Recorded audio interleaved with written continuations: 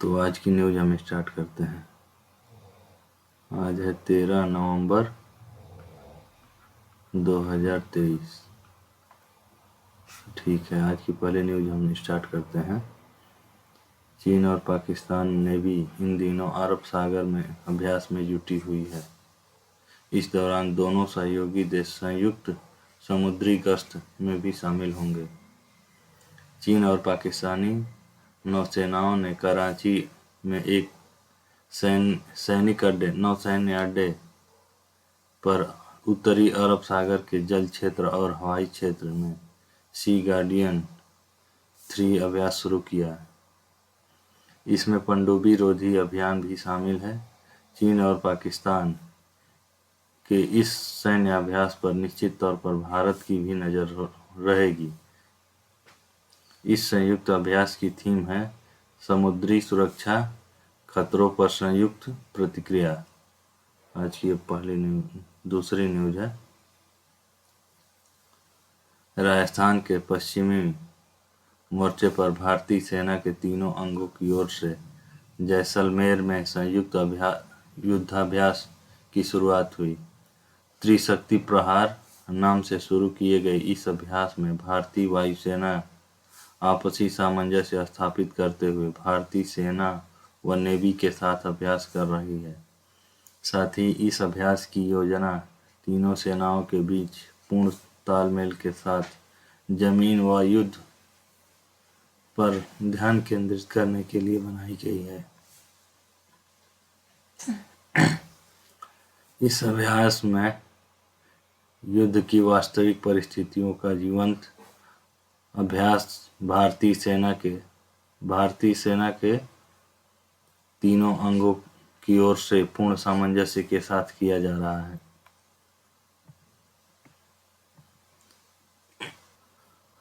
तीसरी न्यूज़ है।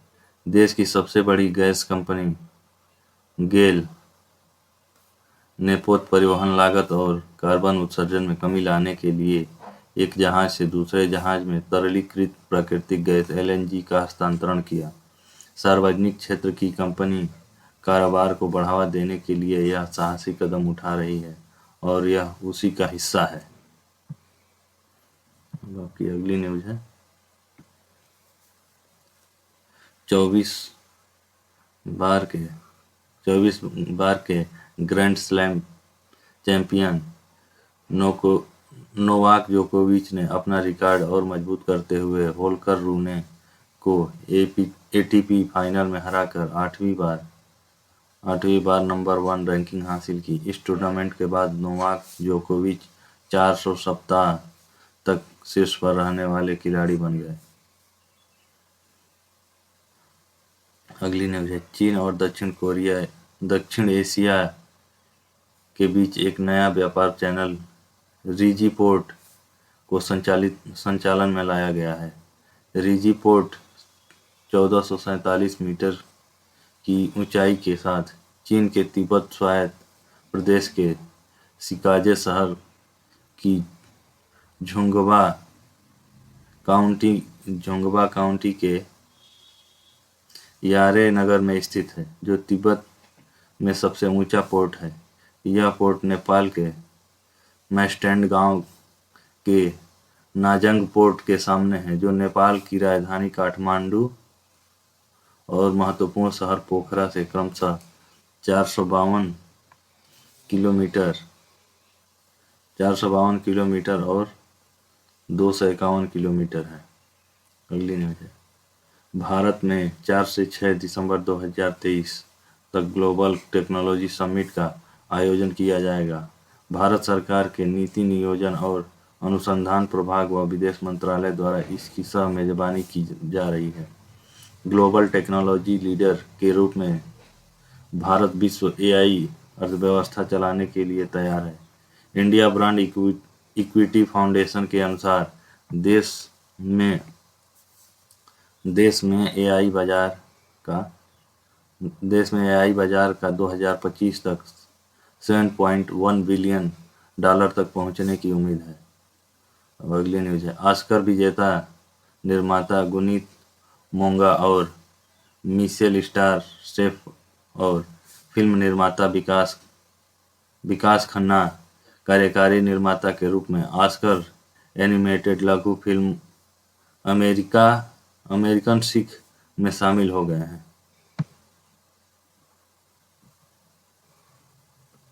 ठीक है, अब आपकी अगली न्यूज है। पश्चिमी अफ्रीका और अटलांटिक महासागर में भारतीय नौसेना की मिशन आधारित तैनाती के सिलसिले को आगे बढ़ाते हुए आईएनएस सुमेधा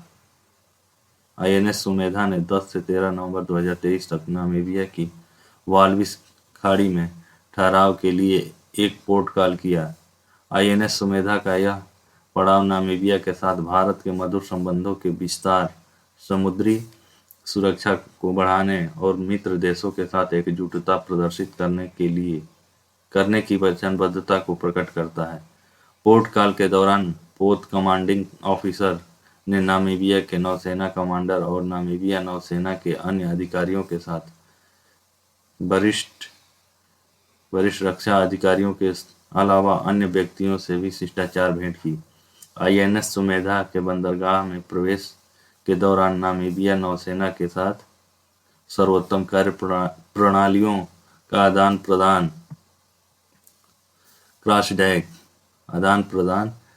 डेक दौरे और सामाजिक जुड़ाव के उद्देश्यों से रणनीतिक स्तर पर चर्चा का भी आयोजन किया गया।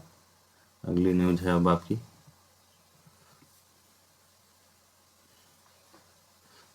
भारत सरकार ने उच्च गुणवत्ता वाले शहरी बुनियादी ढांचे के निर्माण, सेवा वितरण में सुधार और कुशल शासन प्रणालियों को बढ़ावा देते हुए अपने शहरी सुधार एजेंडे को आगे बढ़ाने के लिए एशियाई विकास बैंक एडीबी के साथ $40 करोड़ के नीति आधारित ऋण पर हस्ताक्षर किए। सतत शहरी विकास और सेवा वितरण कार्यक्रम के उप कार्यक्रम 2 के लिए ऋण समझौते पर हस्ताक्षर भारत की ओर से सुश्री जूही मुखर्जी, संयुक्त सचिव आर्थिक मामलों के विभाग, वित्त मंत्रालय, भारत सरकार और एशियाई विकास बैंक की ओर से भारत रेजिडेंट मिशन के कंट्री डायरेक्टर ताकेओ कोनिशी ने किया। अब आपकी अगली न्यूज है। खाद्य प्रसंस्करण उद्योग मंत्री श्री पशुपति कुमार पारस ने नई दिल्ली में ब्राजील के माटो ग्रोसो राज्य के गवर्नर मोरो मेंडेस फेरेरा के साथ एक द्विपक्षीय बैठक की।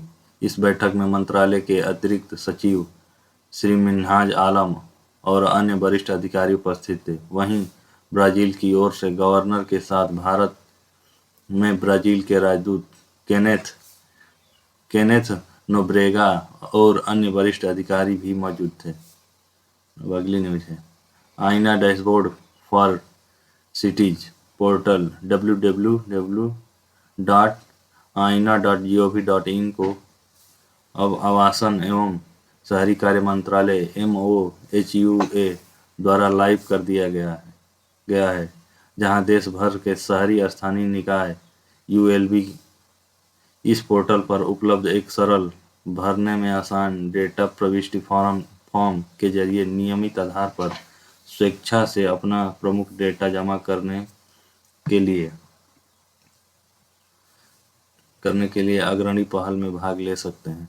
इस पहल का प्राथमिक उद्देश्य पहला है, यह देखने में मदद करना है कि वह अन्य शहरों की तुलना में कैसा प्रदर्शन कर रहे हैं। दूसरा है, संभावनाओं और सुधारों के क्षेत्र की ओर इशारा करके उन्हें प्रेरित करना।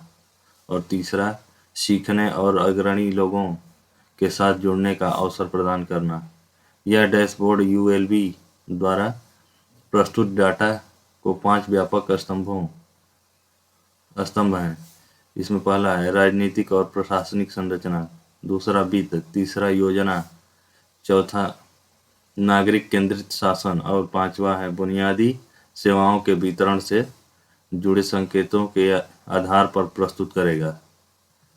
अब आपकी अगली न्यूज है। भारत में सबसे बड़े त्योहार के रूप में मनाए जाने वाले दीपावली महापर्व का उत्सव हर ओर शोर और छाप छोड़ जाता है। हर घर से लेकर पूरे शहर में हो रहे आयोजन स्थल तक उत्सवों के चलते काफी अपशिष्ट निकलता है। ऐसे में इस बार आवासन और शहरी कार्य मंत्रालय के स्वच्छ भारत मिशन शहरी की ओर से चलाए गए स्वच्छ दीपावली शुभ दीपावली अभियान के अंतर्गत उत्तर प्रदेश के विभिन्न शहरों में सफाई कर्मियों ने नागरिकों के लिए उत्सव शोर के बाद स्वच्छता वाली भोर सुनिश्चित करके पूर्व के अनोखे उपहार भेंट दिया। अब आपकी अगली न्यूज है। भारत और पेट्रोलियम निर्यातक देशों के संगठन ओपेक के बीच ऊर्जा वार्ता की छठी उच्च स्तरीय बैठक ऑस्ट्रेलिया के वियना के ओपेक सचिवालय में आयोजित की गई। यह बैठक सह अध्यक्षता ओपेक के महासचिव महामहिम हैथम अल घैस और भारत के माननीय पेट्रोलियम प्राकृतिक गैस मंत्री तथा आवासन एवं शहरी कार्य मंत्री श्री हरदीप सिंह पुरी ने की। महामहिम हैथम अल घैस ने कहा कि ओपेक भारत वार्ता की उत्कृष्ट स्थिति ओपेक, इसके सदस्य देशों और प्रमुख भारतीय तेल कंपनियों के बीच सकारात्मक संबंधों के विकास तक भी फैली हुई है। उन्होंने कहा कि भारत के साथ ओपेक के संबंध लगातार मजबूत होते जा रहे हैं। उन्होंने ऊर्जा मुद्दों के प्रति भारत के संतुलित, यथार्थवादी और व्यवहारिक दृष्टिकोण की प्रशंसा की। तो आज की न्यूज़ हम यहीं समाप्त करते हैं।